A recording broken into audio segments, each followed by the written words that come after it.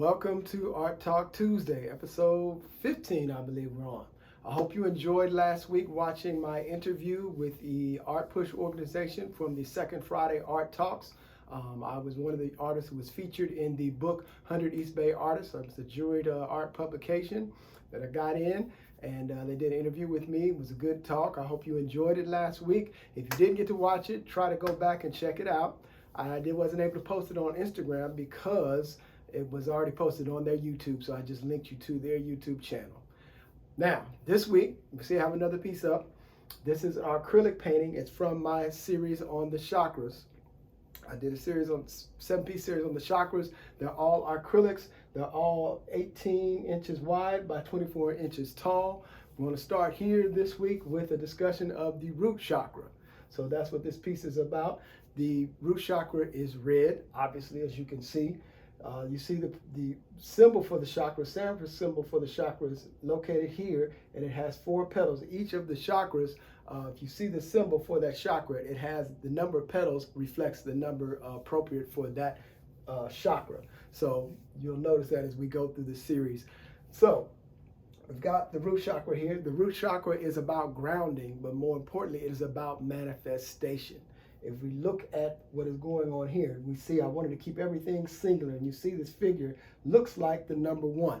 Root chakra, first chakra, is located here in the vaginal area, or what we call near the prostate for men, right down in that center area. There's the grounding chakra, is what grounds us into the earth, because that is a major and first chakra.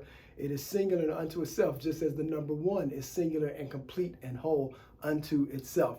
And it also grounds us down into the earth, keeping our energy located in the physical world in physical form. We also have minor chakras in our knees and in our feet. So when we walk, they also help to stabilize our bodies and pull our energy, keep us grounded into the earth. If we look at the whole idea about earth, we see the whole idea of gravity. Gravity is an attractive force. It pulls and ingathers things to it, just like a magnet. And so that's what we're talking about. We're looking at this piece. The name of the piece is actually Gravity, the manifestation of form, because form must be manifested. If you have an idea for something as an artist, I have an idea or something comes to me, an inspiration to create, but I never give that inspiration form, either through writing it, through creating some music, through creating an image. It doesn't make any difference. Nothing has happened. We must have form in order for there to be manifestation. And so that's what this is about. It grounds our physical bodies and our spiritual energies into the physical world. That's what the purpose of the root chakra is to do. That's what it's called, the root, because roots, what? They grow down deep into the ground and stabilize and hold the plant or tree into that soil. What is the soil we're being held into? Physical reality, this much denser, slower matter that we are dealing with. And so it must be manifested in form. The root chakra keeps us there. One of the things we want to talk about in this idea of manifestation, I often talk to people who talk about bringing energy down, and a lot of concentration on the upper chakras, the crown chakra, and bringing energy there. But really, you would be better off bringing energy, manifesting it down, streaming it down into the root chakra, because that, once again, is where manifestation comes from.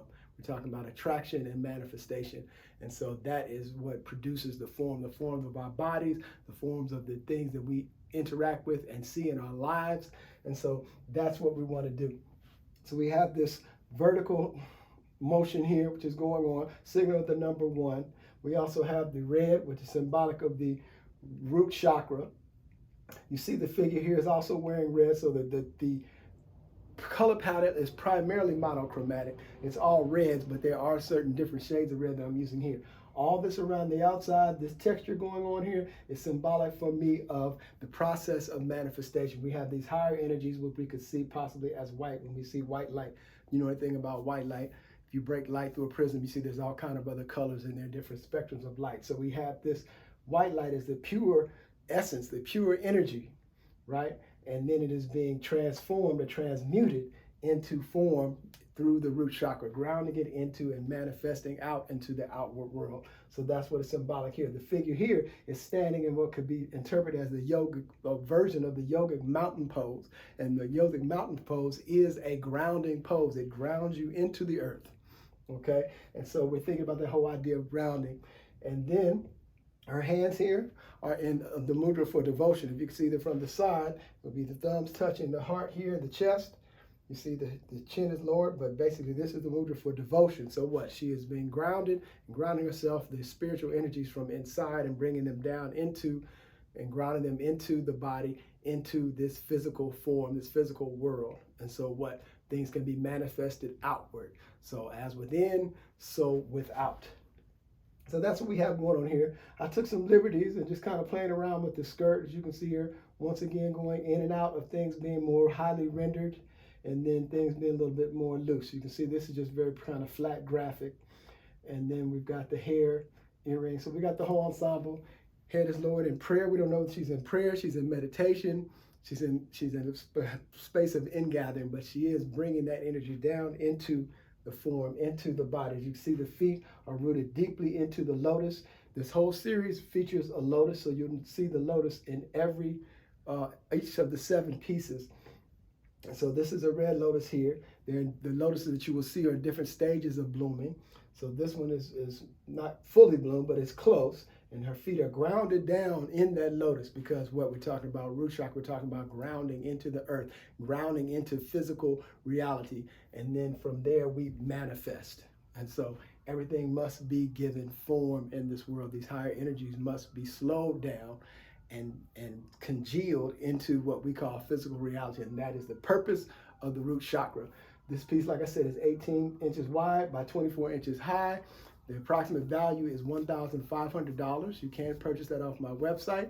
I also have prints available for starting at $31 and going up depending on what kind of bells and whistles you want. Hope you enjoyed Art Talk Tuesday this week. See you next week.